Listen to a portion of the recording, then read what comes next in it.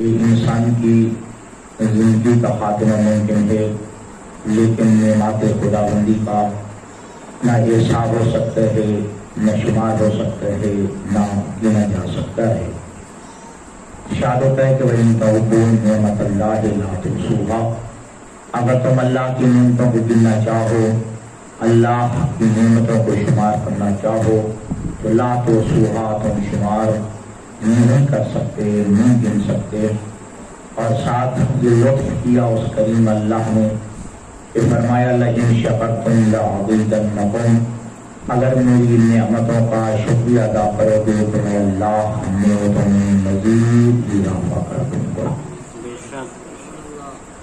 ذات پروردگار کا احسان کہ کریم اللہ نے بہت ساری نعمتوں کے ساتھ ساتھ بڑی نعمت یہ عطا کی کہ اللہ نے ہمیں انسان خلق کیا ہے، اللہ نے ہمیں انسان پیدا کیا ہے۔ اور سید و سردار امام سجاد کے یہ جملے ہیں صحیفہ سجادیہ میں، الحمدللہ الذی خلقنی انسانا، حمد ہے اس اللہ کی جس نے مجھے انسان خلق کیا، جس نے مجھے انسان پیدا کیا ہے۔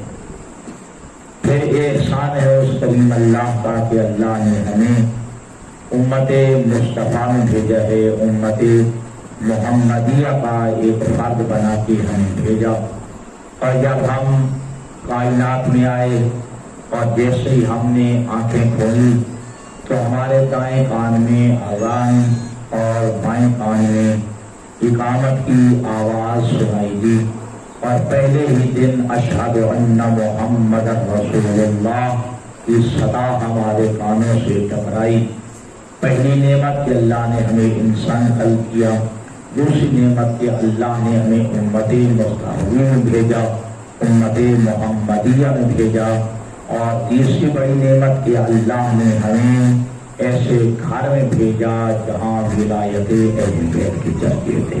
سبحان اللہ، سبحان، جہاں ولایت اہل بیت کی بات ہو رہی تھی، محبت اور مودت کی بات ہو رہی تھی، جہاں حسین کا تذکرہ ہو رہا تھا، جہاں علی کا تذکرہ ہو رہا تھا، جہاں زہرا کا تذکرہ ہو رہا تھا۔ اور آج بھی آپ دیکھیے گا کہ ہمارے چھوٹے چھوٹے بچوں کو مائیں جو ہے جب آپ بلاتی ہیں تو چھوٹا پہلا لفظ سکھاتی ہیں یا علی، یا علی کہو، یا علی کہو۔ کتنا بڑا لطف ہے کہ اللہ نے ہمیں ایسی گودیں عطا فرمائی ہیں جن گودوں سے ولایت علی اور محبت اہل بیت کا ظہور ہو رہا تھا۔ اور یہی وجہ ہے کہ میرے چھٹے امام نے فرمایا کہ من وجد فی قلبہ برد ولایتنا فلیحمد اللہ ولیشکر لأمہ، کہ جو اپنے دل میں ہماری ولایت کی ٹھنڈک محسوس کرے، اسے چاہیے دو کام کرے، اللہ کی حمد کرے، ماں کا شکریہ ادا کرے۔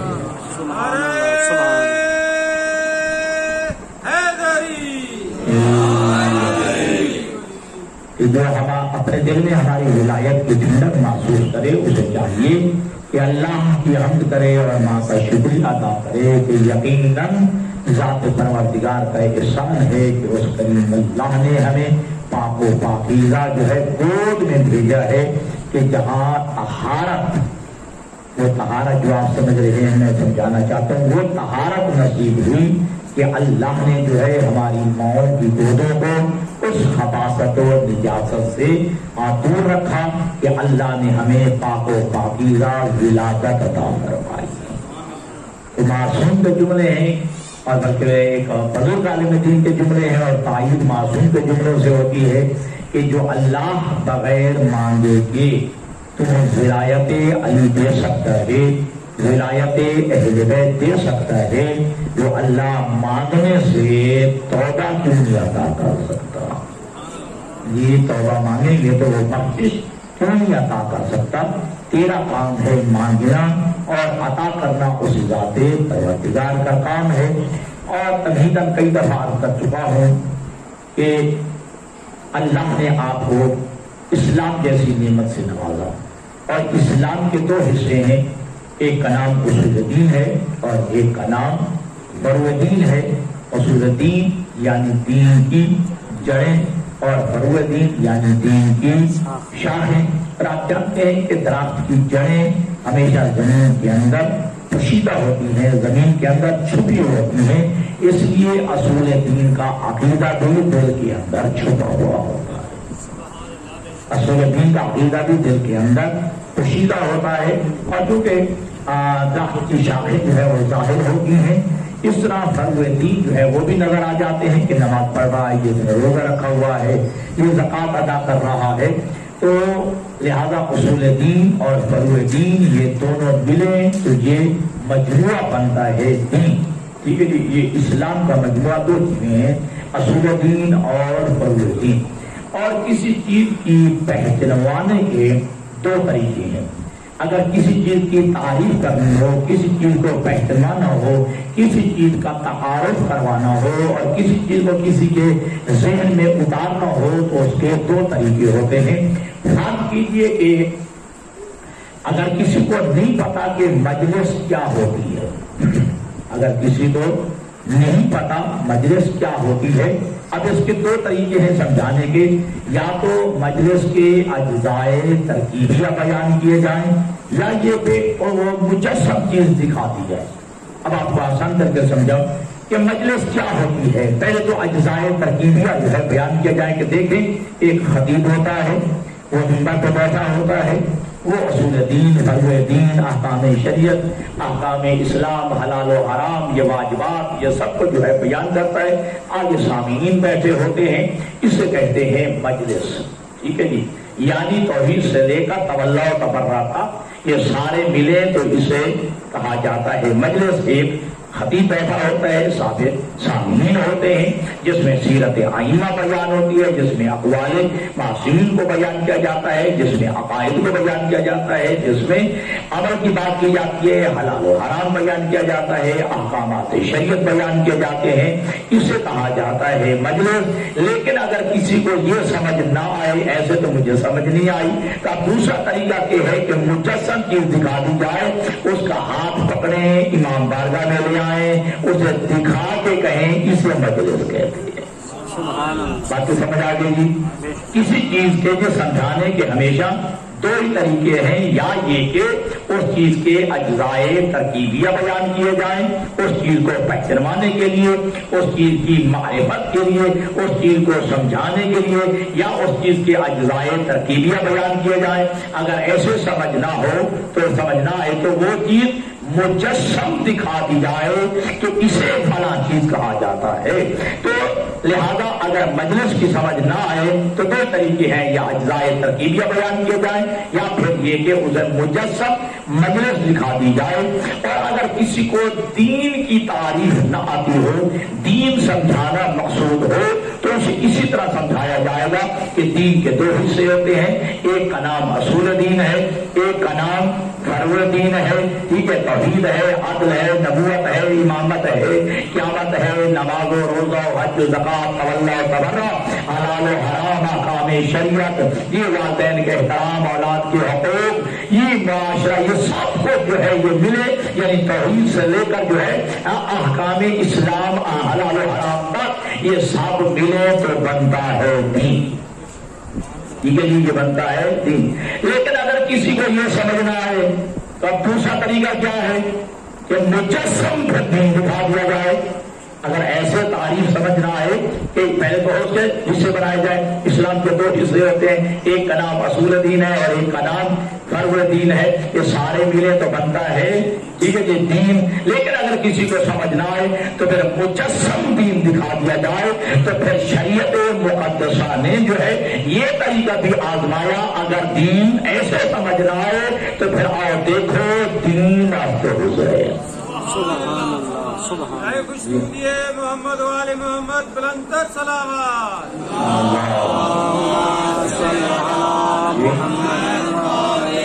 کہ دین آپ سے حسین، حسین کو دیکھ لو دین سمجھ آ جائے گا۔ حسین مجسم دین ہے، مکمل دین کا نام حسین۔ اور یاد رکھے کہ اللہ نے یہ حسین کو شرف عطا کیا ہے، صرف حسین کو یہ شرف حاصل ہے کہ علی کو ماننے کے لیے مومن ہونا ضروری حسین کو ماننے کے لیے انسان ہونا ضروری ہے، علی کو ماننے کے لیے مومن ہونا ضروری ہے، صاحب ایمان ہونا ضروری ہے، اور حسین کو ماننے کے لیے انسان ہونا ضروری ہے۔ اب اس کی تائید میں پیغمبر کا جملہ عرض کروں گا۔ اللہ کے حبیب خطبہ ارشاد فرما رہے ہیں، توجہ، اللہ کے حبیب خطبہ ارشاد فرما رہے ہیں، اور سامنے سے حسین ابن علی کا گزر ہوا ہے۔ اللہ کے حبیب نے فرمایا ہے، صحابہ میں تمہیں ایک بات بتاؤں، جی اللہ کے حبیب ارشاد فرمائیے۔ اللہ کے حبیب نے فرمایا، سنو، ان اللہ جعل محبت علی فی قلوب المؤمنین وجعل محبت الحسین فی قلوب المشرکین والکافرین من دون المؤمنین، کہ اللہ نے علی کی محبت کو مومن کے دل میں قرار دیا ہے، لیکن اللہ نے حسین کی محبت کو مومن کے علاوہ کافر کے دل میں بھی رکھا ہے۔ سبحان اللہ، اللہ نے حسین کی محبت کو مشرک کے دل میں بھی رکھا ہے۔ تو لہذا علی کی محبت کو اللہ نے قلوب مومنین میں قرار دیا ہے، لیکن حسین کی محبت کو اللہ نے مومنین کے علاوہ مومن مشرکین میں بھی رکھا ہے، کافرین میں بھی رکھا ہے۔ تو یاد رکھیے گا، لہذا معلوم ہوا کہ علی کی محبت صرف مومن کا حصہ ہے، علی کی ولایت، علی کی محبت جو ہے وہ صرف مومن کا حصہ ہے، لیکن حسین کی محبت جو ہے وہ ہر انسان کا حصہ ہے، جو اپنے آپ کو انسان کہلاتا ہے۔ اور اللہ کے نبی نے واضح کر دیا اس حدیث میں کہ میں ایک معیار دے رہا ہوں، ایک پیمانہ دے رہا ہوں، ایک میزان دے رہا ہوں، ایک کسوٹی دے رہا ہوں، جاؤ پرکھو تلاش کرو اس دنیا میں، اگر کسی بندے کے نبی تمہیں علی نظر نہ آئے سمجھنا وہ مومن نہیں ہے، اور جس بندے کے ہاتھ میں حسین نظر نہ آئے سمجھنا وہ انسان نہیں ہے، وہ حصہ انسان نہیں ہے۔ تو اللہ نے علی کی محبت کو مومن کے دل میں رکھا ہے، اور حسین کی محبت کو اللہ نے ہر انسان کے دل میں رکھا ہے۔ یہ ایک الگ بات ہے اگر اس سے انسانیت ختم ہو جائے، توجہ، مردہ ضمیری ہو جائے، اگر انسانیت اس کے اندر سے ختم ہو جائے تو یہ الگ بات ہے۔ اللہ نے ورنہ حسین کی محبت کو ہر انسان کے دل میں رکھا ہے۔ اور وہ اگر یاد ہو وہ شاعر نے شعر کہا، اور وہ کہا کرتے تھے یہ کیسا شعر ہے، اور آج پوری دنیا میں جو ہے وہ جو ہے معلوم ہو رہا ہے کہ جو کہا تھا کہ انسان کو بیدار تو ہو لینے دو، ہر قوم پکارے گی ہمارے ہیں اسے۔ جب یہ میڈیا اتنا فاسٹ نہیں تھا، میڈیا جو ہے اتنا زیادہ آگے نہیں بڑھا ہوا تھا، اور نہیں پتا چلتا تھا کہ کہاں کہاں ذکر حسین ہو رہا ہے، کہاں کہاں حسین کے جو ہے ذکر کی محفلیں جو ہے منعقد ہو رہی ہیں۔ جب سے یہ سوشل میڈیا جو ہے زیادہ جو ہے فاسٹ ہوا ہے، پتا چلا ہے کہ ایسے خطے اور ایسے چلیے جو فہم و ادراک سے بھی بالاتر تھے، ہم نے دیکھا کہ وہاں بھی ذکر حسین ہو رہا ہے، وہاں بھی تذکر حسین ہو رہا ہے، وہاں بھی جو ہے ماتم ہو رہا ہے، آزاداری حسین ہو رہی ہے۔ تو لہذا یاد رکھیے گا کہ حسین ایسی عظیم ہستی کا نام ہے۔ حسین ابن علی کو اللہ نے وہ خصائص عطا فرمائے ہیں، آپ کے ائمہ کو بھی اپنی جگہ پہ انبیاء میں بھی وہ خصائص نہیں پائے جاتے جو اللہ نے حسین کو عطا کی ہے۔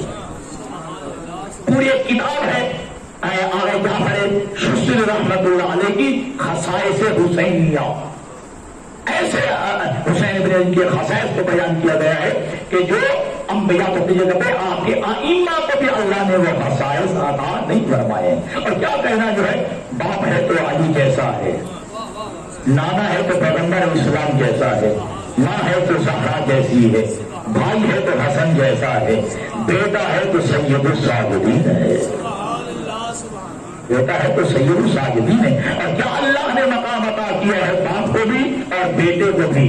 اور آپ کو یاد ہوگا جب میدان خندق میں جب علی ابن ابی طالب چلے تھے تو اللہ کے نبی نے ایک سوال کیا تھا نا، اے میرے اصحاب بتائیے کون جا رہا ہے؟ تو اپنے اپنے فہم و ادراک کے مطابق ہر صاحب نے کہا تھا، کسی نے کہا آپ کے داماد جا رہے ہیں، کسی نے کہا آپ کے بھائی جا رہے ہیں، کسی نے کہا آج زہرا کے شوہر جا رہے ہیں، کسی نے کہا حسنین کے والد جا رہے ہیں۔ اللہ کے نبی نے ارشاد فرمایا تم صاحب نے سچ کہا، اب میری زبان سے سنو کون جا رہا ہے۔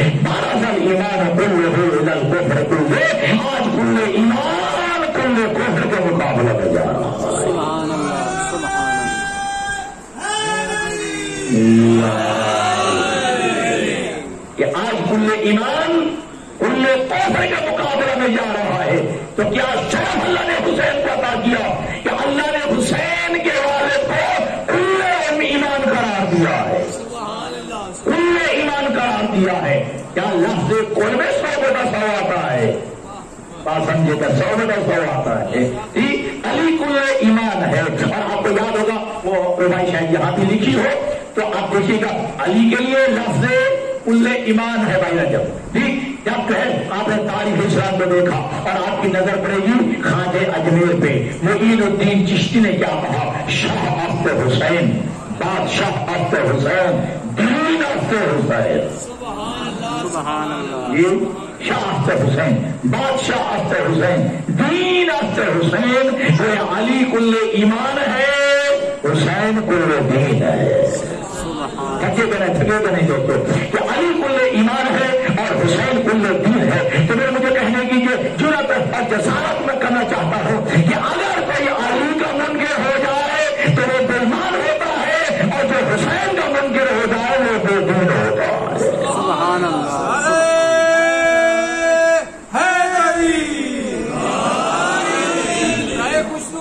امام مظلوم امام حسین علیہ السلام بلند تر صلوات۔ اللہم صلی علی محمد وآل محمد۔ اور یہ شرم ہے آپ کو، اور یہ حدیث قدسی کے جملے شاید کسی عالم دین نے اس ماہ جو ہے نا عشرہ میں بیان کیا۔ حدیث قدسی میں خالق کائنات کا اطاعت ہے، من اراد اللہ بہ العبد خیرا فقرہ فی قلبہ حب الحسین۔ اللہ جس بندے سے خیر کرنا چاہتا ہے، اللہ جس بندے سے بھلائی کرنا چاہتا ہے، اللہ جس بندے سے نیکی کرنا چاہتا ہے، اللہ اس بندے کے دل میں محبت حسین ڈال دیتا۔ سبحان اللہ۔ اللہ اس بندے کے دل میں محبت حسین ڈال دیتا ہے۔ تو پھر لاکھ لاکھ احسان ہے اس کریم اللہ کا کہ اس اللہ نے محبت حسین کے لیے ہمارے قلوب کا انتخاب کیا ہے، محبت حسین کے لیے ہمارے دلوں کا انتخاب کیا ہے، ہمارے دلوں کو چن لیا ہے۔ تو پھر مجھے کہنے دیجیے ہر ایک کے دل میں محبت حسین بھی نہیں آ سکتی، تب آ سکتی ہے جب اگر ان دلوں کا انتخاب اللہ کر لیتا ہے، جن قلوب کو، جن دلوں کو اللہ منتخب کر لیتا ہے، اللہ ان دلوں میں محبت حسین ڈال دیتا ہے۔ توجہ فرما رہے ہیں۔ اور یاد رکھیے گا یہ تو 1400 سال پہلے ہی اللہ کے نبی نے فرما دیا تھا کہ حسین کی جو ہے وہ محبت یہ کبھی مات نہیں پڑے گی، لیکن حسین کبھی ختم نہیں ہوگا۔ اور اس کی تائید کی تھی علی کی بیٹی نے، صاحب نہج البلاغہ کی شہزادی نے، یزید کے دربار میں شیرانہ انداز میں، دلیرانہ انداز میں، اور اس سے بڑھ کر شاید میرے پاس جملہ نہ ہو، 72 کی ماتمدار ہے، 72 کی ماتمدار توجہ، اور کربلا سے لے کر کوفہ اور کوفہ سے لے کر شام تک جو ہے وہ خطبات دیتی آئی ہے، سر پہ چادر بھی نہیں ہے۔ اتنے مسائل و اعلام کے باوجود یزید کے دربار میں جو ہے ڈٹ کے جملہ کہا تھا، یا یزید واللہ لا تمحو ذکرنا، اے یزید جتنی چالیں چلتا ہے چل لے، جتنی مکاریاں کرتا ہے کر لے، جتنی کوشش کرتا ہے کر لے، سن واللہ لا تمحو ذکرنا، خدا کی قسم مومنین کے دلوں سے، انسانوں کے دلوں سے تو ہمارے ذکر کو مٹا نہیں سکے گا۔ سبحان اللہ۔ سبحان جی نعرہ تکبیر، اللہ اکبر، نعرہ رسالت، یا رسول اللہ، نعرہ حیدری۔ تو لہذا کائنات کے جو ہے انسانوں کے دلوں سے تو ہمارے ذکر کو محو نہیں کر سکے گا، مٹا نہیں سکے گا، اور روز بروز ہمارا ذکر بڑھتا جائے گا، ہماری محبت بڑھتی چلی جائے گی، ہمارا فضلہ بڑھتا چلے گا۔ اور حسین ایسا امام حریت ہے، ایسا آزادی کا درس دیا ہے، اور آج جتنی بھی کائنات میں حریت کی تحریکیں چل رہی ہیں، آزادی کی تحریکیں چل رہی ہیں، وہ سارے الہام کربلا سے لیتے ہیں۔ پیچھے جو ہے وہ تحریک کربلا پیچھے ہے، ٹھیک ہے جی۔ اور آپ دیکھ لیتے ہیں مسلم تنظیمیں ہیں یا غیر مسلم تنظیمیں ہیں جو آزادی کے لیے لڑ رہی ہے، حریت کے لیے لڑ رہی ہے، وہ درس جو ہے وہ قرآن حسین سے لیتے ہیں، وہ اپنی جو الہام تحریک کربلا سے لیتے ہیں، اور تحریک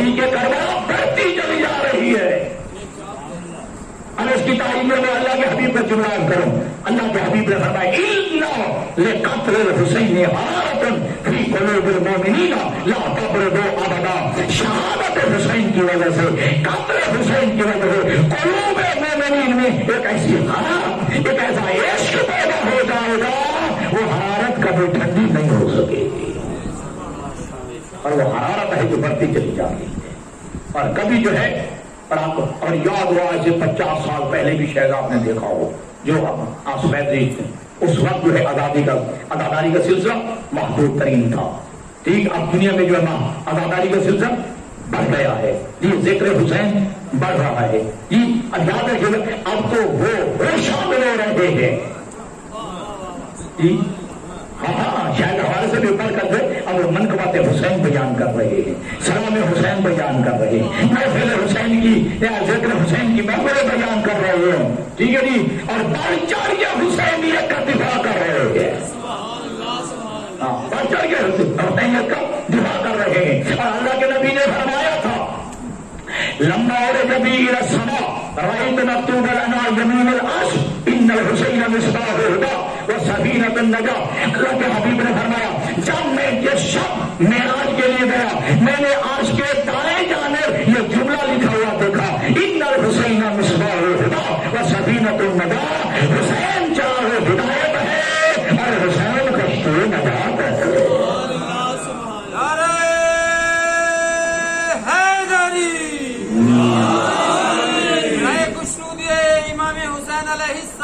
بلندر صلوات اللهم صل على محمد وآل محمد۔ کہ حسین چراغ ہدایت ہے اور حسین کشتی نجات ہے۔ اب یہ جملے جو ہیں ایک تو ڈائریکٹ یوں فرما دیا اللہ کے نبی نے ان الحسین مصباح الہدی وسفینۃ النجاۃ کہ حسین چراغ ہدایت ہے اور حسین کشتی نجات۔ دوسرے ایسے فرمایا جس شب میں معراج کے لیے گیا تو میں نے عرش کے دائیں جانب میں جملہ لکھا ہوا دیکھا کہ حسین چراغ ہدایت ہے اور حسین کشتی نجات ہے۔ یہ اب یاد رکھیے گا گویا نبی نے بھی کہا وہاں سے بھی کہا گیا، سبحان اللہ، توجہ کیجیے گا کہ اللہ کے نبی نے بھی فرمایا اور پھر عرشوں کی جانب سے اگر عرش میں لکھا ہوا تھا تو گویا ذات پروردگار نے کہا ہے کہ حسین چراغ ہدایت ہے اور حسین کشتی نجات ہے۔ وہ بتانا یہ چاہتے ہیں اگر کوئی ہدایت کا طالب ہے، اگر ہدایت لینا چاہتا ہے، اگر نجات کا متمنی ہے، اسے چاہیے در حسین پہ آ جائے، در حسین سے ہدایت بھی مل جائے گی اور نجات بھی مل جائے گی، سبحان اللہ، سبحان اللہ، در حسین سے ہدایت بھی مل جائے گی اور در حسین سے ہدایت تو چلا نجات دونوں جو ہے در حسین سے مل جائے گی۔ اور پھر یہ کہ مطلق میرے نبی کے یہ جملے ہیں کہ حسین چراغ ہدایت ہے اور حسین کشتی نجات ہے۔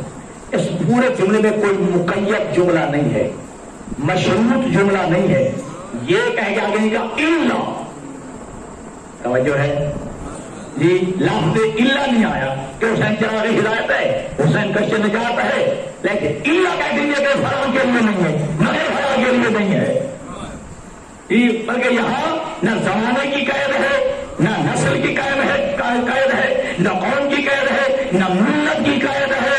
تو اللہ کے نبی بتا رہے ہیں جب تک زمانہ رہے گا ہر زمانے کے لیے حسین چراغ ہدایت ہے، ہر ملت و قوم و نسل کے لیے حسین چراغ ہدایت ہے، حسین کشتی نجات ہے۔ اور آپ نے وہ اللہ کے نبی کا جملہ بھی سنا ہے کہ مثل اہل بیتی کمثل سفینۃ نوح، کہ میری اہل بیت کی مثال حضرت نوح کی کشتی کی مانند ہے، من رکبھا نجا، جو محبت اہل بیت کی کشتی میں سوار ہو گیا وہ نجات پا گیا، ومن تخلف عنہا ضل فغرق وغوى، اور جو محبت اہل بیت کی کشتی میں سوار نہ ہوا، تین جملے کہے، وہ ہلاک بھی ہو گیا، وہ غرق بھی ہو گیا، وہ گمراہ بھی ہو گیا۔ میری اہل بیت کی مثال کشتی نوح کی مانند ہے، اور کشتی نوح کیا تھی؟ کشتی نجات، کشتی نوح کیا تھی؟ کشتی نجات، اور میری اہل بیت کی مثال حضرت نوح کی کشتی کی مانند ہے۔ اب اہل بیت میں اب تو میرے خیال ضرورت نہیں ہے کہ تعارف کروایا کہ اہل بیت میں کون کون شامل ہیں، چادر تطہیر گواہ ہے، حدیث قصہ گواہ ہے، اللہ کے نبی نے چادر تطہیر کا کونا پکڑا اور کہا اللہم انا ہؤلاء اہل بیتی، سبحان اللہ کہ پروردگار عالم یہی میرے اہل بیت ہیں. تو اہل بیت میں علی بھی شامل ہیں, زہرا بھی شامل ہیں, حسن و حسین بھی شامل ہیں. تو کہا میری اہل بیت کشتی نجات ہے. ٹھیک ہے, اب حسین اہل بیت میں شامل ہے یا نہیں؟ یقیناً شامل ہے نا. حسین اہل بیت میں شامل ہیں. تو میری اہل بیت کشتی نجات ہے. حسین اہل بیت کے اندر آ گئے, بات ختم تھی, بات مکمل تھی, جملہ مکمل تھا. لیکن الگ حسین کے لیے کیوں کہا کہ ان حسین مصباح الہدی و سفینۃ النجات, کہ حسین چراغ ہدایت ہے اور حسین کشتی نجات ہے. جب اہل بیت کے لیے کہہ دیا تو بس کافی تھا. الگ حسین کے لیے کشتی نجات کہنے کی کیا ضرورت تھی؟ اجب نہیں نبی کی آواز ہے. یہی تو سمجھانا چاہتا ہوں کہ پوری کائنات کی نجات کی ضمانت میری اہل بیت ہے, اور اہل بیت کے وجود کی بقا کی ضمانت حسین ہے. محمد والے محمد بلند تر صلوات. اللهم صل على محمد وآل محمد. تو اللہ نے حسین کو چراغ ہدایت قرار دیا ہے اور کشتی نجات قرار دیا ہے. اور آپ حدیث کی ذات پڑھتے ہیں جب یوم حسن آئے تو اللہ کے نبی نے سلام کے جواب میں کچھ اور خطاب فرمایا. لیکن جب حسین آئے ہیں تو کہا یا شافع امتی, اے میری امت سے شفاعت کرنے والا بیٹا, سبحان اللہ. میری امت کا نجات پسندہ بیٹا. جی تو یہ حسین ابن کو یہ شرف حاصل ہے کہ حسین چراغ ہدایت ہے, حسین کشتی نجات ہے. توجہ, اور نجات کا سبب ہے عالم انسانیت کے لیے حسین. اور میں تو کہا کرتا ہوں حسین تو ایسا سبب نجات ہے دنیا میں آتے ہی سبب نجات بن گیا. اگر اشارہ سمجھ آ جائے تو حسین آتے ہی سبب نجات بن گئے, اور وہ بھی کسی انسان کے لیے نہیں, فرشتوں کے لیے.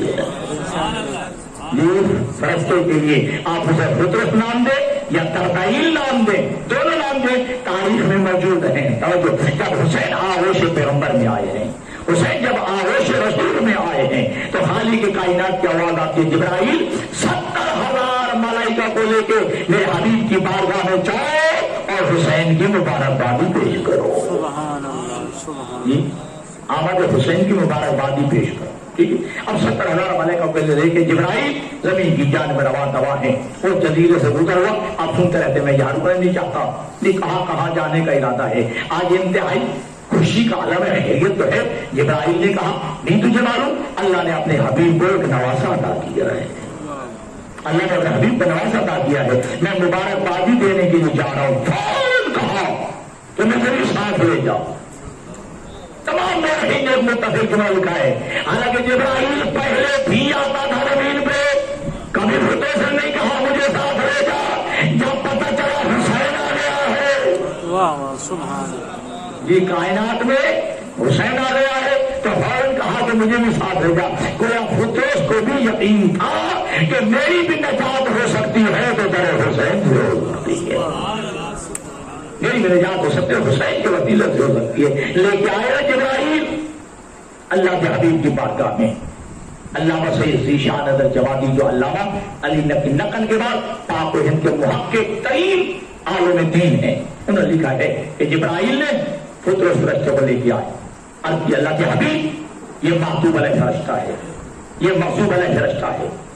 اب ایک الگ بحث ہے کہ ان سے ترک اولا ہوا یا یہ کہ اللہ کا امر ماننے میں ذرا کوتاہی یا سستی ہوئی, یہ الگ بحث ہے علماء کے درمیان. بہرحال یہ محبوب علیہ فرشتہ ہے. اللہ نے اس کے پروال چھین کے نوٹ کے پروردگار عالم نے ایک جزیرے میں ڈال دیا ہے. اس زخمی حالت میں اللہ کے ابھی دعا کیجیے صحت یاب ہو جاتے ہیں, دعا کیجیے صحت یاب ہو جائے. چھوٹی کتاب سے لے کر بڑی کتاب تک کوئی مجھے دکھائے جتنی میری عمر ہے اور میں نے اتنا مطالعہ, کسی کتاب میں نہیں ہے کہ اللہ کے حبیب نے نوافل پڑھے ہوں, اللہ کے نبی نے مصلی بچھایا ہو, اللہ کے نبی نے دعا مانگی ہو. حالانکہ جبرائیل نے کہا تھا دعا کیجیے تاکہ صحت ہو جائے, شفا یاب ہو جائے, اس کے زخم ٹھیک ہو جائے, اس کے پروال دوبارہ ہو جائے. اللہ کے نبی نے دعا نہیں مانگی, اللہ کے نبی نے مصلی نہیں بچھایا. اللہ کے نبی نے کہا جبرائیل اسے اٹھا میرے حسین کے جھومے سے واز کر دے. سبحان اللہ,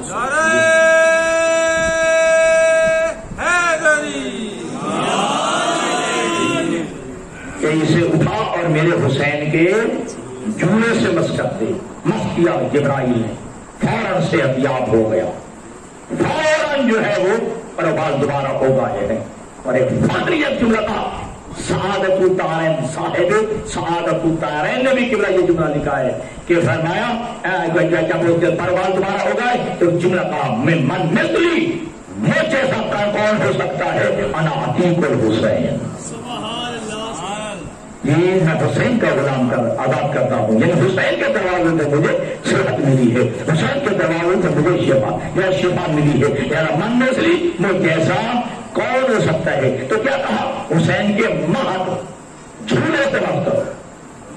کیا سوال ہو سکتا ہے اللہ کے حبیب اگر حسین ابن علی اگر اس گہوارے میں موجود نہ ہوتے پھر آپ فرماتے کہ حسین کے جھولے سے مت کرو. اب تو حسین موجود ہے، سامنے حسین موجود ہے، آپ نے کیا فرمایا کہ اسے حسین کے جھولے سے مت کرو، یہ نہیں کہ آپ حسین سے مت کرو. سوال ہو سکتا ہے نا کہ یا رسول اللہ اگر حسین موجود نہ ہوتے تب ارشاد فرماتے آپ کہ حسین کے گہوارے سے مت کرو، حسین کے جھولے سے مت کرو. اب تو حسین خود موجود ہے، آپ فرماتے حسین سے مت کرو. جب رہی نبی کی آواز آئے، یہی تو قیامت تک جو ہے میں میسج دینا چاہتا ہوں، یہی تو پیغام دینا چاہتا ہوں. جو چیز حسین سے نسبت آ جائے، جو چیز حسین سے منسوب ہو جائے، اللہ اس سے بھی شفا عطا فرما دیتا.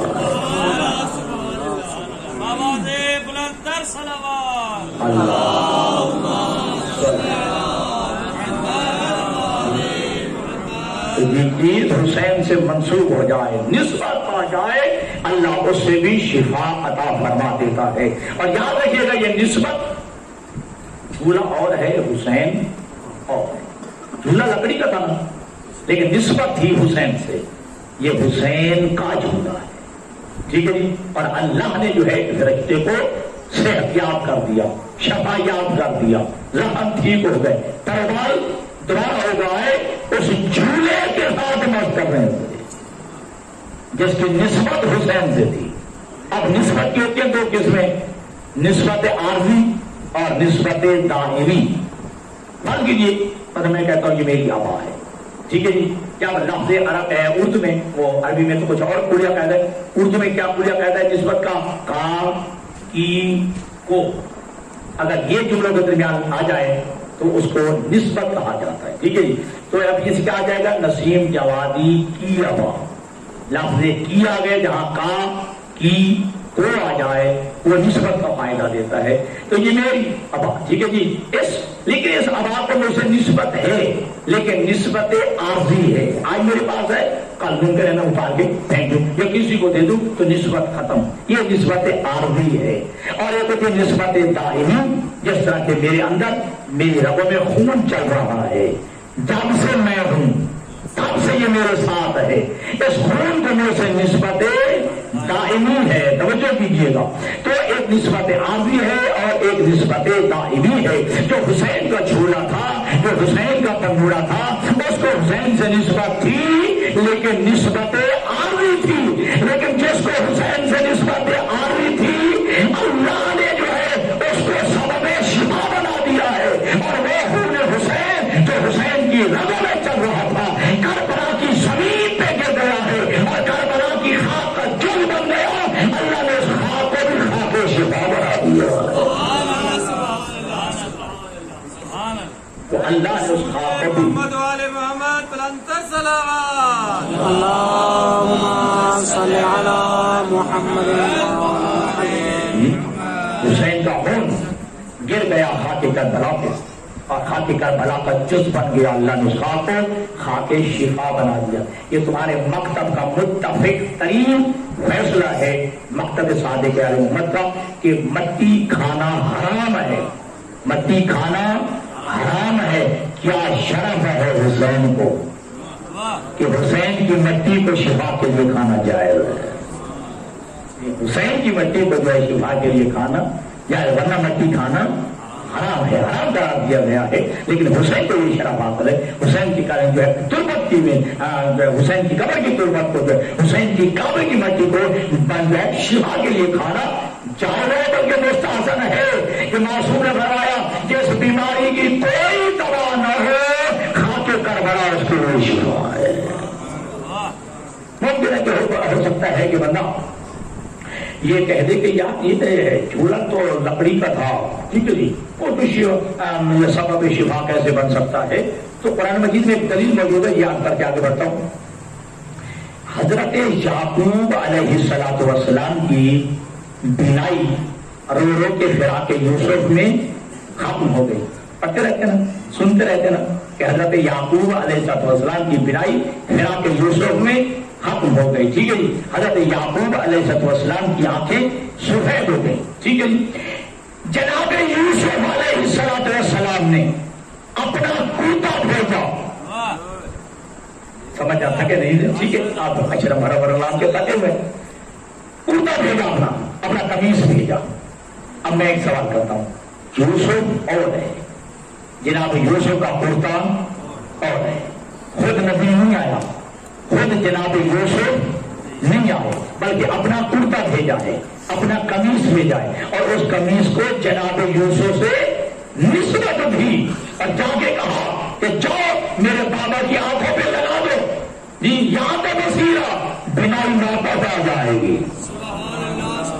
بینائی واپس آ جائے گی. جناب یوسف کا کرتا، پھر آپ کرم، جناب یوسف کا کرتا ہے، جناب یوسف اور ہے، اور جناب یوسف کا کرتا اور ہے، لیکن جناب یوسف کے کرتے کو جناب یوسف سے نسبت ہے. تو کہا جاؤ میرے جو ہے بابا کی آنکھوں پہ مان جو ہے وہاں لگا دو، وہاں ڈال دو، تب تک کا وسیلہ بسان واپس آ جائے گی. اور جیسے ہی وہ بشیر آیا، بشارہ دینے والا آیا، اور جناب یعقوب کی آنکھوں پہ جو ہے جناب یوسف کا کرتا رکھا گیا، ڈالا گیا، ناش کیا گیا، بلکہ اس کی بسارت واپس آ گئی، سبب شفا بن گیا. اگر جناب یوسف کا کرتا جس کو جناب یوسف میں نسبت ہے اگر کسی نبی کے لیے سبب شفا بن سکتا ہے تو حسین تو وہ ہے جو فخر اسرائیل ہے، جو فخر یوسف ہے.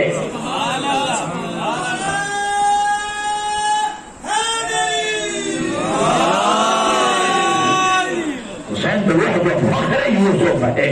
تو پھر اس کا جھولا سبب شفا کیوں نہیں بن سکتا ہے؟ تو ہم نسبتوں پہ قائل رہیں، ہم ماتے کو نہیں دیکھتے. ماتے کا منکر شیطان ہوا تھا، ٹھیک ہے جی، یہ تو مٹی سے بنا ہے، یہ تو مٹی سے بنا ہے. تو شیطان انکاری ہوا تھا نا کہ میں ماتے کو نہیں چھوڑوں گا. تو خالق کے جبری آواز آئے کہ میں نے تمہیں کہا ہے مٹی کو چھوڑ نہ، نسبت کو دیکھ، نسبت کو دیکھ. تو ہم یہ نہیں دیکھتے کہ یہ لوہے کا ہے، یہ لکڑی کا ہے، ٹھیک ہے جی، یہ لوہے کا ہے، یہ لکڑی کا ہے نا. اب نسبتوں کے قائل ہیں. تو جو مادے کو دیکھے وہ شیطان کا پیروکار ہوتا ہے، اور جو نسبت کو دیکھے وہ آدم کا پیروکار ہوتا ہے. توجہ کرنا، سارا پڑھیے محمد والے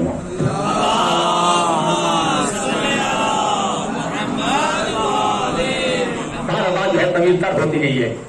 اللہ نے حسین کو سبب نجات قرار دیا ہے اور چراغ ہدایت قرار دیا ہے.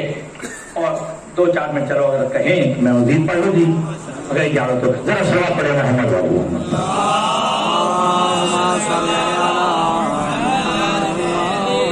اب بے شک امام حضرت امام جعفر صادق علیہ السلام ارشاد فرماتے کہ اللہ نے میرے جد حسین کو، اللہ نے میرے دادا حسین کو اسی دنیا میں شہادت کے عوض 3 چیزیں عطا فرمائی. اس دنیا میں شہادت کے عوض، شہادت علماء کے عوض 3 چیزیں عطا فرمائی ہیں. پہلی چیز جو اللہ نے میرے دادا حسین کو عطا فرمائی ہے، جعل الامامۃ فی ذریۃ الحسین، اللہ نے امام حسین کی نسل میں امامت کو قرار دیا. اللہ نے امام حسین کی نسل میں جو ہے وہ امامت کو قرار دیا ہے. لیکن یاد رکھیے گا اوپر نسبت دیکھو امام حسن اور امام حسین کی، دونوں کا نانا ایک ہے. توجہ، دونوں کی نانی ایک ہے، دونوں کا دادا ایک ہے، دونوں کی دادی ایک ہے، دونوں کا باپ ایک ہے، دونوں کی ماں ایک ہے. تو یہ شرف حسین کو عطا فرمایا ہے کہ اللہ نے شہادت عظمیٰ کے عوض اللہ نے حسین کی نسل میں امامت کو قرار دیا ہے، امامت کو رکھ دیا ہے۔ اور اللہ کے حبیب جب کبھی اپنی زانوں پہ امام حسین کو بٹھاتے تو تین طرح سے مخاطب ہوتے تھے، تین جملوں سے خطاب فرمایا کرتے تھے۔ امام حسین کو دیکھ کے کہتے یا بنیا انک سید وابن سید وابو السادۃ، اے بیٹا تو بھی سید ہے، سید کا بیٹا ہے، سادات کا باپ ہے۔ یہ امام حسین سے مخاطب ہو یا بنیا انک سید وابن سید وابو السادۃ، سید کا بیٹا ہے، سید کا بیٹا ہے اور سادات کا جو ہے باپ ہے۔ اور دوسرا جملہ اللہ کے حبیب حسین سے مخاطب ہو کے فرماتے یا بنیا انک حجت وابن الحجت وابو الحجج، اے بیٹا حسین تو بھی حجت ہے، حجت کا بیٹا ہے اور نو حجج الہی کا باپ ہے، نو حجج الہی کا باپ ہے۔ تو اللہ نے حسین کو حجت قرار دیا ہے۔ اور آپ جانتے ہیں کئی دفعہ کر چکا ہوں، یہ حجت کا مقام ہے کہ فرمایا لولا الحجہ لصاحبت الارض باہلہا، اگر ایک لمحے کے لیے بھی حجت خدا نہ رہے تو زمین و آسمان ٹکرا کے ختم ہو جائیں گے۔ تو زمین و آسمان کا باقی رہنا دلیل ہے کہ حجت خدا باقی ہے، جس کے صدقے میں زمین بھی قائم ہے، آسمان بھی قائم ہے، اور باقیت دنیا والآخرہ، ٹھیک ہے جی، اسی کے صدقے میں دنیا اور آخرت قائم ہے۔ اور اللہ کی بڑا عجیب جملہ ہے حجت کے حوالے سے، وَبِيُمْنِهِ رُزِقَ الْوَرَىٰ، حجت کے صدقے میں کائنات کا رزق دیا جا رہا ہے۔ یہ کائنات میں رزق جو ہے حجت ہے، خدا کے رزق کے مل رہا ہے۔ اور یہی وجہ ہے کہ آپ کے چھٹے امام نے حجت کا فلسفہ بیان کرتے ہوئے ایک جملہ کہا ہے، توجہ رکھیے، وَمَا يَنظُرُ مِنَ اللَّهِ وَعَلَىٰ أَيْدِيهِمْ وَمَا يَرْجُو إِلَى اللَّهِ وَعَلَىٰ أَيْدِيهِمْ، فرمایا جو خیر اللہ کی طرف سے، جو نعمتیں اللہ کی طرف سے اپنے بندوں کی طرف آتی ہیں وہ حجت کے وسیلے سے آتی ہیں۔ خوشنود امام زمانہ علیہ السلام بلند تر صلوات۔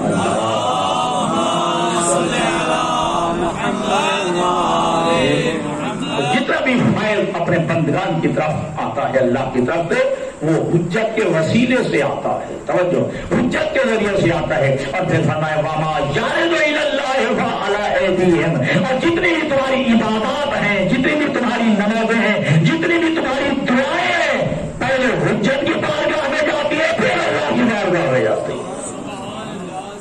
جتنے بھی تمہارے اعمال ہیں پہلے حجت کی بارگاہ پھر اللہ کی بارگاہ میں۔ تو فرماتے تھے کہ یا بنیا انک سید وابن السید وابو السادۃ، دوسرا جملہ یا بنیا انک حجت وابن الحجت وابو الحجج، اور تیسرا جملہ جو اللہ کے حبیب حسین سے مخاطب ہو کے فرماتے تھے یا بنیا انک امام وابن الامام وابو الائمہ، اے بیٹا حسین تو بھی امام ہے، امام کا بیٹا ہے اور نو اماموں کا باپ ہے۔ سبحان اللہ، نو اماموں کا باپ ہے۔ تو اللہ نے پہلی چیز جو حسین کو عطا کی کہ اللہ نے نسل امام حسین میں، ذریت امام حسین میں امامت کو رکھا ہے۔ یہ شرف بھی بس اور بس حسین کو حاصل ہے، کسی اور کو شرف نہیں۔ اگلا جملہ جو معصوم نے فرمایا کہ اللہ نے میرے دادا حسین کو شہادت کے عوض جو دوسری چیز عطا فرمائیے جعل الاجابۃ تحت قبۃ الحسین، اللہ نے زیر گنبد امام حسین قبولیت دعا کو رکھا ہے۔ زیر گنبد امام حسین، قبہ امام حسین کے لیے اللہ نے قبولیت دعا کو رکھا ہے، یہ رکھا ہے۔ اور آپ سب جانتے ہیں جو روایات میں ہے قبلہ مولانا جعفر صاحب قبلہ جب جو ہے علماء جہاں جاتے تو علماء یہ حدیث ضرور بیان کرتے ہیں کہ معصوم ارشاد فرماتے ہیں اگر کعبہ پہ پہلی نظر پڑے جو دعا مانگی جائے اللہ رد نہیں کرتا ہے۔ بیت اللہ پہ جو پہلی نظر پڑے اور دعا کی جائے اللہ وہ دعا رد نہیں کرتا ہے۔ جیسا بیت اللہ پہ جو ہے اگر نظر پڑے اور دعا کی جائے اللہ اسے رد نہیں کرتا ہے، اگر دعا زیر گنبد امام حسین مانگی جائے اللہ وہ بھی رد نہیں کرتا ہے۔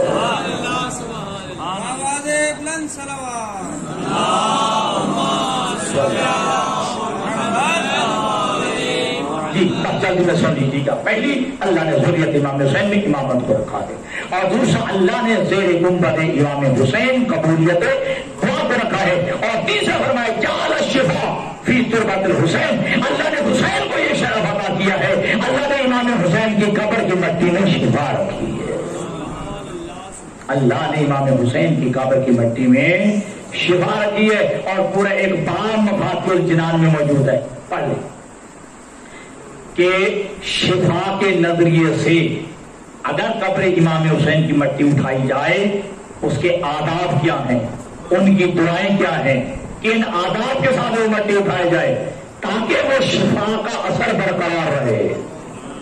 توجہ، شفا کا اثر برقرار رہے. ایک بندہ امام کی خدمت میں آیا اور آپ کے امام علی رضا علیہ السلام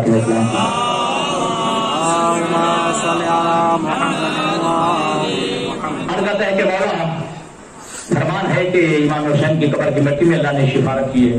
امام نے فرمائی یقیناً. فرمایا ہم نے جو ہے اپنے مریض کو کھلائی ہے اسے شفا نہیں ہوئی. توجہ، اور امام علیہ السلام نے فرمایا ہاں اگر وہ نجس ہاتھوں میں رہے، اگر پاک و پاکیزہ طریقے سے اس کی حفاظت نہ کی جائے تو اس سے شفا کا اثر ظاہر ہو جاتا ہے. ان آداب کے ساتھ قبر امام حسین کی مٹی کی حفاظت نہ کی جائے تو شفا کا اثر ظاہر ہو جاتا ہے. امام علیہ السلام نے اپنی جیب میں سے جو کما کے جیب میں سے ایک پڑیا نکالی، کہا چلو یہ شہد پلاؤ. جب کھلائی گئی تو وہ شفا یاب ہو گئے، لیکن ہمارے مریض تو شفا یاب ہو گئے. فرمایا اس لیے شفا کا اثر رہا کہ یہ مٹی ہمارے پاس رہی ہے، ہمارے پاک و پاکیزہ ہاتھوں میں رہی ہے. بس جو ہے جلدی میں تاکہ موضوع جو ہے مکمل بھی ہو جائے. یہ خاک شفا کو یہ شرف حاصل ہے. آپ کے چھٹے امام فرماتے ہیں ہم نے اولادکم بتربت الحسین، اپنے بچوں کو خاک کربلا کی گھٹی دو. اپنے بچوں کو خاک کربلا کی گھٹی دو. گھٹی دی جاتی ہے نا، بال کا ہمارے گھروں میں تو ایسا ہوتا ہے، کسی بزرگ کو لے آؤ، کسی عالم دین کو لے آؤ، کسی فلاسفہ بزرگ کو لے آؤ، ٹھیک ہے جی. لیکن معصوم ارشاد فرماتے ہیں کہ اپنے بچوں کو خاک کربلا کی گھٹی دو. ٹھیک ہے، ممکن ہے شہر میں تھوڑی خاک شفا ملا دی جائے، ٹھیک ہے جی. تو اپنے بچوں کو خاک شفا کی، خاک کربلا کی گھٹی دو. تو میرا دل کہتا ہے کہ یہ امام اسلامی تربیت کا انداز بتا رہے ہیں، اسلامی تربیت کا انداز بتا رہے ہیں. اگر تم چاہتے ہو کہ تمہاری اولادیں کربلائی بنے، اگر تم چاہتے ہو تمہاری اولادیں کربلائی بنے تو پہلے ہی دن جو ہے خاک کربلا کی جو ہے وہ گھٹی دو تاکہ تمہارے بچوں کا رشتہ پہلے ہی دن کربلا والوں سے جڑ جائے اور خاک کربلا خون بھر کے تمہارے بچوں کے رگوں میں چلنا شروع کر دے. اور یاد رکھنا یہ تربیت اسلامی کا پہلا انداز ہے. ایک اور انداز بھی ہے، وہ بھی ہمیں نظر آتا ہے کہ جب ابو ذر غفاری کو جلا وطن کیا گیا تھا شام کی طرف، تو ابو ذر غفاری اپنے ہاتھ میں عصا لے کے ایک جملہ کہا کرا، اور 2 دفعہ جلا وطن کیا گیا، ایک دفعہ شام کی طرف اور ایک دفعہ رمضان کی طرف. تو ابو ذر غفاری جو ہے وہ ایک جملہ کہا کرتے تھے، ہاتھ میں عصا ہوتا، فرماتے کہ ایھا الناس انا جندب بن جنادہ صاحب رسول اللہ. جو مجھے جانتا ہے وہ تو جانتا ہے، جو نہیں جانتا سن لے کہ میں جندب بن جنادہ ہوں. لوگ مجھے ابو ذر غفاری کے نام سے جانتے ہیں، میں پیغمبر کا صحابی ہوں. سمعت رسول اللہ صلی اللہ علیہ وآلہ وسلم علی خیر البشر من ابا فقد کفر. جو اللہ کے نبی نے فرمایا علی پوری کائنات کے لوگوں سے افضل ہے، جو علی کے افضل ہونے کا انکار کرے وہ بندہ دار اسلام سے باہر ہے. اگلا جملہ کہتے یہ جس کی میں نے آپ کو دعوت دی تربیت اسلامی کا انداز، اپنے بچوں کو اس انداز میں تربیت کرو. تو فرماتے ہیں ایھا الناس ابدوا اولادکم علی حب علی بن ابی طالب، اپنی اولادوں کی تربیت کرو محبت علی پہ.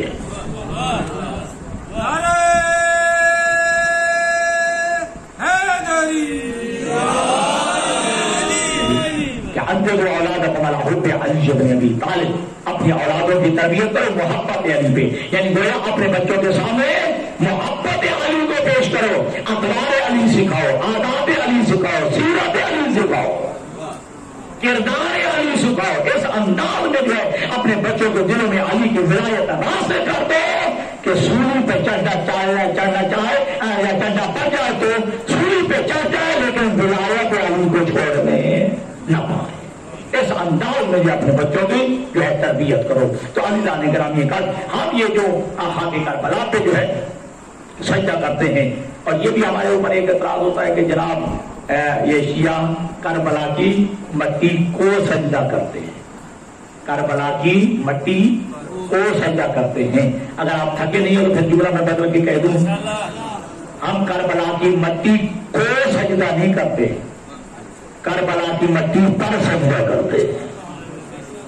ہم کربلا کی مٹی کو سجدہ نہیں کرتے, کربلا کی مٹی پر سجدہ کرتے ہیں. چلو ایک جملے میں اضافہ کر دوں, ہم کعبہ کو بھی سجدہ نہیں کرتے, ہم کعبہ کو بھی سجدہ نہیں کرتے, ہم کعبہ کی طرف رخ کر کے سجدہ خدا کو کرتے ہیں. ہم کعبہ کی طرف رخ کر کے سجدہ خدا کو کرتے ہیں. اور یاد رکھیے گا کہ اگر جو ہے بہترین مقبلی نرم قیمتی لاکھوں کا قالین ہو, اگر بندہ اس پہ سجدہ کرے تو کیا وہ قالین کو سجدہ ہوتا ہے؟ سجدہ اللہ کو ہوتا ہے. اگر میں قیمتی قالینوں پہ سجدہ قالین کو نہیں ہوتا تو خاک کربلا پہ بھی سجدہ کربلا کی مٹی کو نہیں ہوتا, سجدہ اللہ پہ ہوتا ہے. لیکن عزیزو ہم یہ سجدہ کرتے کیوں ہیں؟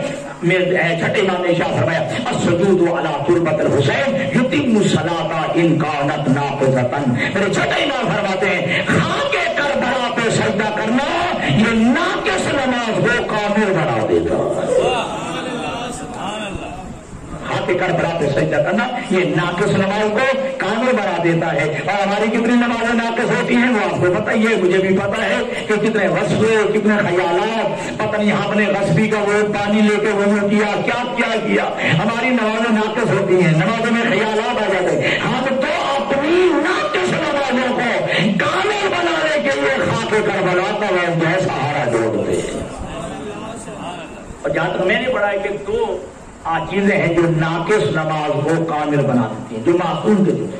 معصوم فرماتے ہیں خاک کربلا پہ سجدہ کرنا یہ ناقص نماز کو کامل بناتے ہیں. دوسرا واجب نماز کے بعد سجدہ شکر کرنا, واجب نماز کے بعد سجدہ شکر کرنا جو ہے یہ ناقص نماز کو کامل بنا دیتا ہے. تو میں کہاں پر کرتا ہوں کہ پھر اس نماز کی بھی معراج ہو جائے کہ واجب نماز کے بعد سجدہ شکر ہو اور وہ بھی خاک کربلا ہو, پھر وہ بھی خاک کربلا ہو. بہرحال ایک لمبا فلسفہ ہے. جناب زہرا نے جب رسول نے تسبیح عطا کی تھی تو بی بی نے سوتی دھاگا لیا تھا, اس پہ جو ہے 34 گرے لگائی تھی, اس سے بی بی تسبیح پڑھا کرتی تھی. ٹھیک ہے, لیکن جب جناب امیر حمزہ جو ہے شہید ہو گئے, روایت کہتی ہے کہ بی بی نے جناب امیر حمزہ کی قبر کی مٹی لے کے آئی, اسے 100 دانے بنائے, دفتر رسول اس طرح تسبیح پڑھا کرتی تھی. حالانکہ تسبیح دھاگے پہ بھی ہو سکتی ہے, تسبیح انگلی پہ بھی ہو سکتی ہے, لیکن جناب زہرا نے امیر حمزہ کی جو ہے قبر کی مٹی لے کے بتایا کرو تسبیح کرو عبادت, لیکن ان کو بھی یاد رکھو جن کے صدقے میں عبادت قائم ہے, جن کی قربانیوں کے نتیجے جو ہے سجدے قائم ہیں. لہذا خاک کربلا پہ سجدہ کرنے کا ایک فلسفہ یہ بھی ہے کہ نمازیں نہ ہوتی اگر حسین کی قربانی نہ ہوتی, جو تمہارے سجدے نہ ہوتے حسین کی قربانی نہ ہوتی, تمہاری یہ تسبیحیں نہ ہوتی, اذانیں نہ ہوتی, نمازیں نہ ہوتی اگر حسین کا سجدہ نہ ہوتا. تو لہذا اپنے محسن کو یاد کرتے ہوئے اس خاک کربلا پہ سجدہ کرو تاکہ نماز پڑھتے ہوئے تمہیں حسین یاد رہے, حسین کی قربانی یاد رہے, حسین کا جو ہے سجدہ یاد رہے. لٹ گئی ہے علی کی بیٹی شام غیبہ اب سن چکے ہیں. 11 محرم کا جب دن آیا ہے, علی اور بطول کی بیٹیوں کو قیدی بنا کے جب لے جانے لگا نا, علی کی بیٹیوں نے بخصوص سیدہ زینب الکبریٰ نے تمام بیٹیوں کو خود سوار کرایا ہے. جب اکیلی رہ گئی ہے علی کی بیٹی نظرت یمینا و شمالا, علی کی بیٹی کبھی دائیں دیکھتی ہے کبھی بائیں دیکھتی ہے, آواز دے کے کہتی ہے بیٹا اکبر جب میں پہلے سوار ہوتی تھی تو آ جاتا تھا, اے بھیا عباس جب میں پہلے سوار ہوتی تھی کہیں سے آپ آ جایا کرتے تھے, آج تمہاری مرشد زادی اکیلی رہ گئی ہے. سید سجاد نے جب یہ منظر دیکھا, سید سجاد قریب آئے, اپنا زانو بڑھا کے کہا پھپھی اماں میرے زانو پہ قدم رکھ کے تم سوار ہو جا. جو تاریخ نے منظر لکھا ہے, عجیب منظر لکھا, جیسے علی کی بیٹی نے سید سجاد کے زانوں پہ قدم رکھا, سید سجاد کے چہرے کا رنگ بدل گیا ہے, سید سجاد کو وش آیا ہے, سید سجاد گرے ہیں, اگر شمت تازیانہ لے کے آیا ہے اور سید سجاد کی پشت پہ جو ہے مارنا شروع کیا ہے تو آواز دی علی کی بیٹی نے اے ناکام اے ناکام, اسی طرح بیٹھ جا جس طرح مرتجل حسین کے لیے بیٹھ گیا تھا. میرا حسین تازیانے برداشت نہیں کر سکتا ہے. بس اداروں کا کافرہ تیار ہونے لگا نا, حسین کی 4 سالہ سکینہ قریب آ کے کہتی ہے بھیا سجاد تم جاتے ہو تو جاؤ, مجھے یہیں کربلا کے جنگل میں رہنے دو. کہا بہن سکینہ تم رہ کے کیا کرو گی؟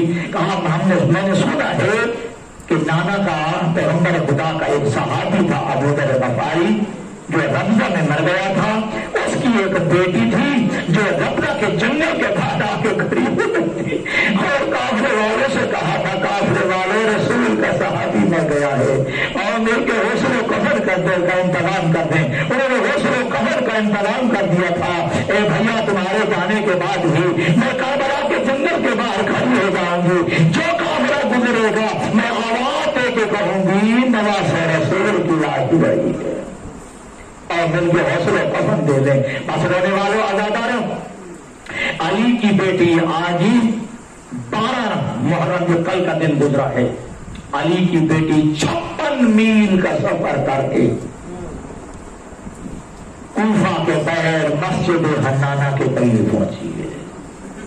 دیکھ کے آئے ہیں سید علی عباس شاہ صاحب کی مولانا بشیر جعفری صاحب, بھائی رجب صاحب, کوفہ کے بعد مسجد حنانہ کے قریب 56 میل کا سفر کر کے علی کی بیٹیاں پہنچی ہیں. اور خدا کی قسم منظر کیا ہے وہ تصور میں لے آؤ کہ سر پہ چادریں بھی نہیں ہے, ہاتھوں میں رسیاں ہیں اور علی کی بیٹی 72 کی ماتمدار ہے, اپنے بھائی کی لاش چھوڑ آئی ہے, بھائیوں کی 9 بھائیوں کی لاش جو ہے تپتی ریت پہ چھوڑ آئی ہے, گرم ریت پہ چھوڑ آئی ہے, بغیر غسل و کفن کے علی کی بیٹی چھوڑ آئی ہے.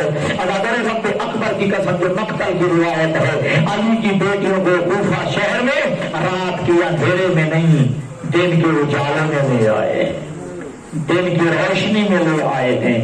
جی اب میں آپ سے ایک سوال کرتا ہوں, کیا علی کی بیٹی کے ذہن میں کبرا نہیں آیا ہوگا؟ یہ وہ کوفہ نہیں جس کی میں شہزادی تھی, آج میں اسی کوفہ میں قیدی بن کے آئی ہوں, میرے ہاتھوں میں رسیاں ہیں اور میرے سر پہ چادر نہیں ہے. رونے والوں انداروں, میں نے خود اپنے یہ روایت کری علماء سے سنی بھی ہے کہ جب علی کی بیٹی تفسیر قرآن بیان کرتی تھی نا تو کوفہ کی عورتیں زیادہ آ جاتی تھی تو علی فرماتے تھے کوفہ کی عورتیں زیادہ رش نہ کیا کرو, زیادہ بھیڑ نہ کیا کرو, میری بیٹی کا جو ہے دل جو ہے نازک ہے, ایک ایک کر کے تفسیر قرآن پڑھ لیا کرو, احکام شریعت بیان کرے پوچھ لیا کرو. بس ادارو علی کی بیٹی کوفہ شہر میں داخل ہوئی اور دن کے اجالے میں آئی ہے, دن کی روشنی میں آئی ہے. اب علی کی بیٹی نے جو ہے ایک خطبہ دیا ہے اور خطبہ بھی اس انداز میں دیا ہے, نابینا صحابی کھڑا ہے عبداللہ ابن عبید, وہ دوسرے بندے سے پوچھتا ہے یار بتا یہ علی کا کون سا بیٹا بول رہا ہے, یہ علی کا کون سا بیٹا جو ہے بول رہا ہے؟ وہ کہتا ہے نہیں علی کا کوئی بیٹا نہیں ہے. عبداللہ ابن عبید نابینا صحابی ہے, وہ کہتا ہے نہیں میں نے علی کا لہجہ بھی سنا ہوا ہے, میں نے علی کی آواز بھی سنی ہوئی ہے, وہ علی کا لہجہ ہے, وہ علی کی آواز ہے, یقیناً علی تو دنیا میں نہیں, علی کا کوئی بیٹا ہوگا. وہ کہتے عبداللہ ابن عبید تو خوش قسمت ہے, تیری آنکھیں نہیں ہیں, یہ علی کا کوئی بیٹا نہیں, علی کی بڑی بیٹی زینب ہے جس کے سر پہ چادر نہیں ہے, جس کے ہاتھوں میں رسیاں ہیں اور علی کی بیٹی خطبہ دے رہی ہے. بس اداروں ابن زیاد میں داخل ہوئی ہے، یہاں دو واقعے ہوئے، بس مختصر علی کی بیٹیاں کھڑی ہوئی ہیں اور وہ عجیب منظر ہو ذرا تصور میں لے آئے کہ جب جو ہے قاتلین امام حسین وہ انعام وصول کر رہے تھے اور اپنا اپنا ظلم بھی بیان کر رہے تھے، میں نے اکبر کو برچھی ماری، میں نے اصغر کے تیر مارا، میں نے قاسم کی لاش کے ٹکڑے کیے ہیں، اور علی کی بیٹیاں چپ کر کے دیکھ رہی ہیں، وہ یہ قاتل جو ہے انعام وصول کر رہے ہیں۔ اچانک یہ کمینہ جو نشے میں دیکھ تھا اپنا سر اٹھا کے کہتے من ہوا رہا وہ امام، ان جو ہے قلیلوں کی صحبت میں کون ہے؟ تو کہنے والے نے کہا ہاں وہی زینب بنت علی، یہ علی کی بڑی بیٹی زینب ہے۔ سنو تو جملہ، عبداللہ ابن زیاد کہتا ہے اے علی کی بیٹی، اللہ نے کیسے تم سے بدلہ لیا ہے؟ علی کی بیٹی نے کہا اللہ نے ہمیں سعادت عطا کی ہے، اللہ نے تمہیں ذلیل و رسوا کیا ہے۔ اللہ تعالیٰ یہ کہہ رہا تھا، یہ کہتا ہے کہ کون ہے، کون علی کی بیٹی؟ اب یہ جرات میرے سامنے بولتی ہے، جلاد کو جب حکم دیا نا کہ اس کو جو ہے قتل کر دیا جائے علی کی بیٹی کو، سید سجاد نے جملہ کہا ہے اور کمینہ کب تک میری پھپھی کی توہین کرتا رہے گا، کب تک میری پھپھی کی توہین کرتا رہے گا؟ یہ عبداللہ بن زیاد کہتے ہیں یہ کون ہے اور تیرا نام کیا ہے؟ امام سجاد فرماتے انا علی بن الحسین، میں حسین کا بیٹا علی ہوں۔ کہا میں نے سنا ہے حسین کا ایک بیٹا علی تو کربلا میں شہید ہو گئے، فرما وہ میرا بڑا بھائی تھا، میرا بھائی اکبر تھا، میں بھی حسین کا بیٹا علی ہوں۔ اگر کہا گیا کہ اسے قتل کر دیا جائے، اگر جلاد جب آگے بڑھائے مقتل کی طرح سے علی کی بیٹی کی طرح دوڑتی ہوئی ہے، اپنی گردن سجاد کی گردن پر رکھتی ہے۔ ایک جملہ کہا ہے کمینہ پہلے مجھے مار پھر میرے بیٹے سجاد کو، کیونکہ حاضر وداع رسول اللہ، یہ تو رسول کی نشانی ہے، یہ تو رسول کی نشانی ہے۔ اور دوسرا واقعہ یہ دربار میں ہوا ہے، اسے اعلان کر دیا کہ جو کوئی قید خانے میں اعلان کر دے کہ کوئی قیدی آئے اور مجھے قتل حسین کی مبارکبادی دے اور میں رہائی کا اعلان کروں گا۔ قیدی آ رہے ہیں، مبارکبادیاں دے رہے ہیں اور رہائیاں پا رہے ہیں۔ اچانک یہ عجیب منظر تاریخ نے دیکھا، یہ آواز دو جی مختار زخمی آ رہے ہیں، مختار زخمی لائے جا رہے ہیں۔ خدا کی قسم یہ جملہ میں نے پڑھ دیا ہے، آپ نے سن لیا ہے۔ یہ صاحب مال سبتین نے لکھا ہے جب علی کی بیٹی نے سنا نا ماں مختار زخمی آ رہے ہیں، کئی دفعہ علی کی بیٹی بیٹھی بھی ہے، کئی دفعہ علی کی بیٹی کھڑی ہوئی ہے، اور یہ جملہ کہا بھی کسی کے پاس کوئی کپڑے کا ٹکڑا ہو مجھے تو بھائی مختار بھی آ گیا، میرے سر پہ چادر بھی نہیں، بھائی مختار بھی آ گیا ہے اور میرے سر پہ چادر بھی نہیں ہے۔ ادادر یہ علی کی بیٹی کے لیے ہدایت کا منظر تھا کہ مختار زخمی سامنے آ گئے اور علی کی بیٹی کے سر پہ چادر بھی نہیں ہے، بس ادادر مختار زخمی آئے ہیں، ہاتھوں میں ہتھکڑیاں، پاؤں میں بیڑیاں اور جو ہے خاردار توق ہے۔ آ کر عبداللہ ابن زیاد کو سلام نہیں کیا۔ ایک فوجی کہتا مختار تو نے امیر پہ سلام کیوں نہیں کیا؟ مختار زخمی کہتے مالی امیر سوا حسین، حسین کے علاوہ میرا کوئی امیر نہیں ہے، حسین کے علاوہ میرا کوئی آقا نہیں ہے۔ اگر مختار زخمی جب یہ جملہ کہا عبداللہ ابن زیاد کہتے مختار تیرا آقا حسین ملوا دوں پہچان لے گا، تیرا آقا حسین یہی ملوا دوں پہچان لے گا۔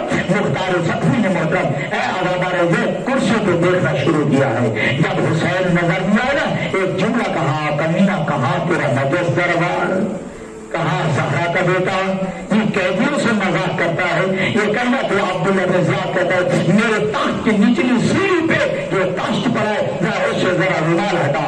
مختار زخمی نے جو ہے اپنے زنجیروں والے ہاتھوں سے وہ رومال ہٹایا ہے، ایک سر برآمد ہوا جس کی تازہ تازہ رگیں کٹی ہوئی تھی، خون بہ رہا تھا اور چہرے پہ جو ہے ریش پہ خون تھا اور پورے تازے سر میں جو ہے وہ خاک اور خون تھی۔ کہا یہی تیرا آقا حسین ہے، یہی تیرا امیر حسین ہے۔ ادادار حسین نے جو ہے میں جب کہا نا مختار زخمی نے اپنا جو ہے منہ جو ہے وہ رگی ہوئے کٹی ہوئی رگوں پہ رکھ کے ایک جملہ کہا ہے کہ نسل کا اے شہید راہ خدا تیرا نام کیا ہے؟ کٹی ہوئے رگوں میں سے آواز آئی ہے بھائی مختار نہیں پہچانا، بھائی مختار نہیں پہچانا، میں تیرا آقا حسین ہوں، میں نواز رسول ہوں، میرے نبی چیز جو پایا تھا میں وہ حسین ہوں. بس عزادار مختار صفوی نے نعرہ تکبیر بلند کیا اور تلوار اپنے زنجیروں کو توڑا. ساتھ کھڑے ایک سپاہی سے تلوار کھینچی اور عبداللہ ابن زیاد پہ حملہ کرنا چاہا. یا پیچھے سے آواز آئی چچا مختار. چچا مختار والا چچا مختار کا نام آنا تھا. مختار صفوی کہتے ہیں دربار میں مجھے چچا کہنے والا کون ہے؟ مجھے چچا کہے تو سجاد کہے. عزادار یہ سوچ کے ابھی مختار صفوی نے پیچھے مڑ کے دیکھ نہیں چاہا. سید سجاد کی آواز آتی ہے چچا مختار پیچھے نہ دیکھنا، میں اکیلا نہیں ہوں، میرے ساتھ رسول کی بیٹیاں ہیں، میرے ساتھ زہرا کی بیٹیاں ہیں جن کے سروں پہ چادریں نہیں ہیں، جن کے ہاتھوں میں رسیاں ہیں. الا لعنت اللہ علی القوم الظالمین وسيعلم الذين ظلموا أي منقلب ينقلبون. اللهم صل على محمد وعلى محمد